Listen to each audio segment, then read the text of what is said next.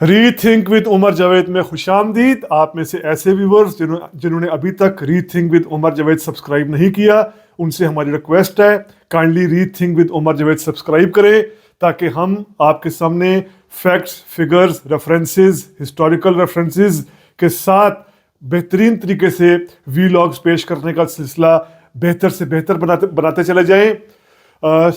چارپائی، پیالہ، دروازہ، چمٹا، جوتا، کھوسا، بکری، توا، موبائل بیٹری، چارجنگ بیٹری، لیپ ٹاپ، ہری مرچ، یہ کچھ ایسے نشانات ہیں جو پی ٹی آئی کے امیدواروں کو الیکشن کمیشن نے فراہم کیے ہیں. جب کہ یہ بلہ ختم ہوا ہے، بلے کا نشان کو ختم کیا گیا سپریم کورٹ کی طرف سے، تو یہ نشانات جو ہے وہ دیے گئے ہیں. آپ ان انتخابی نشان سے جو بہت زیادہ کئی تو جس طرح میں نے کہا آپ کے سامنے جس طرح بکری ہے، چمٹا ہے، دروازہ ہے، یہ ریکٹ ہے، زبان ہے، موبائل بیٹری ہے، بوتل ہے، یہ تو کئی بڑے مضحکہ خیز ہیں. تو کیا پی ٹی آئی کو ان کا کوئی نقصان ہوگا؟ کیا پی ٹی آئی کو 8 فروری کو ایسے جو مضحکہ خیز جن کا مذاق اڑایا جا سکتا ہے ایسے نشانات کا، کیا پی ٹی آئی کو کوئی نقصان ہوگا؟ دیکھیں، گدے سے بڑھ کر تو کوئی بھی انتخابی نشان جو ہے وہ مضحکہ خیز نہیں ہو سکتا. گدا، ڈونکی جس کو کہا جاتا ہے، خاص طور پر سب کانٹیننٹ اور ایشیا میں، دنیا بھر میں بھی اور ادھر بھی گدے کو جو ہے وہ ایک بیوقوفی اور احمقانہ ایک علامت کے طور پر استعمال کیا جاتا ہے. اب یہ جو گدے کا نشان ہے، یہ امریکہ کی ڈیموکریٹک پارٹی ہے، اس کا نشان ہے گدے کا. اب یہاں پر یہ سوال کہ امریکہ میں بھی کسی کو جب احمق کہنا ہوتا تھا، کسی کو جب بیوقوف کہا جاتا تھا، تو اس کو بھی گدے سے، ڈونکی سے تشبیہ دی جاتی تھی. تو پھر یہ ڈیموکریٹک پارٹی کے پاس کیسے یہ نشان آ گیا گدے کا؟ اس کی بالکل بریف مختصر ہسٹری یہ ہے کہ 1820s میں اینڈرو جیکسن تھے. اب اینڈرو جیکسن جو ہیں وہ ایک قومی ہیرو تھے، انہوں نے وارز میں حصہ لیا تھا امریکہ کی طرف سے، کانگریس کے ممبر بھی تھے. انہوں نے جو اینڈرو جیکسن ہے، انہوں نے 1824 میں امریکہ کا پریزیڈنشل الیکشن لڑنے کا فیصلہ کیا.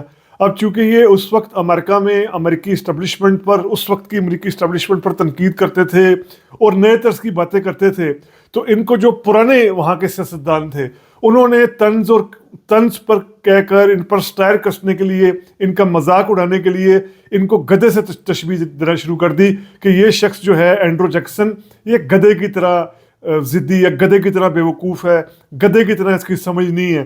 لیکن اینڈرو جیکسن نے اسی نشان کے تحت 1824 میں گدے کا نشان رکھ کر ڈیموکریٹک پارٹی کی طرف سے الیکشن لڑا. الیکشن وہ ہارے، لیکن پھر اسی نشان کو، اینڈرو جیکسن نے اسی نشان کو اختیار کیا اور پھر وہ 1829 میں امریکہ کے 7ویں صدر بن گئے اینڈرو جیکسن، اسی گدے کے نشان پر.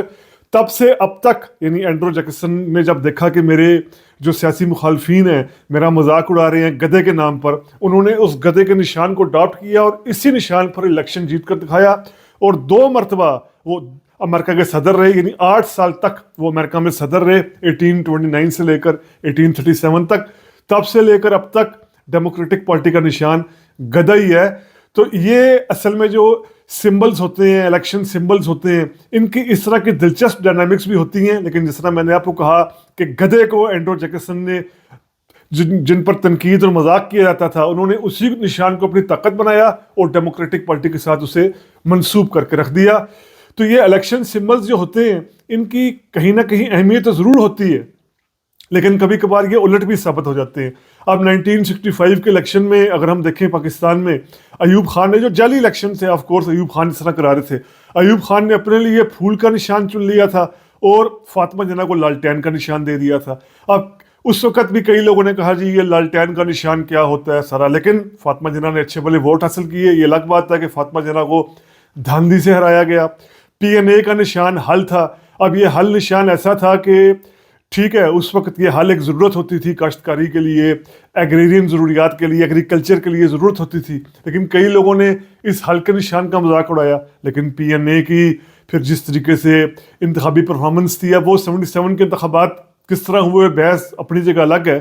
اسی طرح اگر ہم دیکھیں تو نواز شریف جو ہیں جب پہلی دفعہ پرائم منسٹر بنے تھے 1990 میں، تو وہ سائیکل کے انتخابی نشان پر بنے تھے. साइकिल के इंतखाबी निशान पर बने और फिर 1993 के इलेक्शन में उनको शेर का निशान अलाट हुआ। इसी तरह जुल्फ़िकार अली भुट्टो ने जब पीपल्स पार्टी की बुनियाद रखी तो तलवार का निशान खुद पसंद किया और तलवार का निशान पीपल्स पार्टी को मिला। अब इस तलवार के निशान को भुट्टो ने बहुत अलामती तौर पर इसका इस्तेमाल किया 1970 के इलेक्शन में भी, उसके बाद भी। और फिर जब जनरल ज़िया ने मार्शल के बाद तलवार का निशान छीनना चाहा तो ये अच्छा भला एक इशू था कि अब क्या होगा, किस निशान से जो है वो पीपल्स पार्टी लड़ेगी। लेकिन फिर पीपल्स पार्टी के साथ तीर ऐसा मंसूब हुआ कि पीपल्स पार्टी ने इसी तीर के निशान पर 3 मरतबा अपनी हुकूमतें कायम की, इसी तीर के निशान के बायस 1988 में, 1993 में और 2008 में। तो अब जो कुछ ये सब रेफरेंसेस देने का मतलब ये है कि हम समझ पाए कि इलेक्ट्रिकल जो सिम्बल्स होते हैं उनकी अहमियत तो होती है, लेकिन कई दफ़ा वो अहमियत उल्टी पड़ जाती है, जिस तरह अमेरिका में एंडरसन की वजह से गधे के निशान को पड़ी।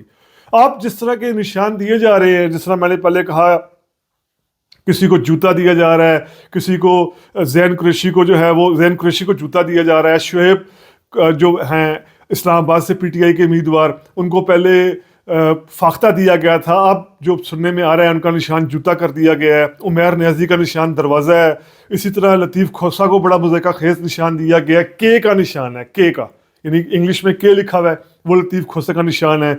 और ज़ुबान का निशान है, हरी मिर्च का निशान है, मोबाइल बैटरी का निशान है, मोबाइल का निशान है, लैपटॉप का निशान है। यास्मीन रशीद साहबा को लैपटॉप का निशान मिला है। इन निशानात की वजह से क्या पीटीआई को नुकसान होगा? ऐसे जो मुझे का खेस तरह के निशानात है, बकरी जैसे, चिमटे जैसे, प्याले जैसे, क्या नुकसान होगा?